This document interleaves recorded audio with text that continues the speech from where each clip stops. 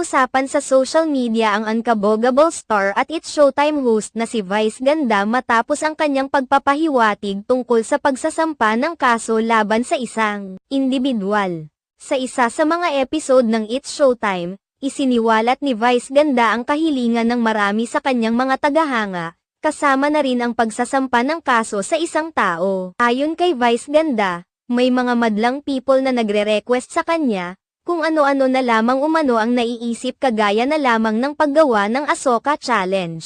Piliin ang Pilipinas Challenge at maging ang pagdedemanda. Tinanong naman ni Vice Ganda ang kanyang mga tagahanga kung ano talaga ang gustong nilang ipagawa sa kanya.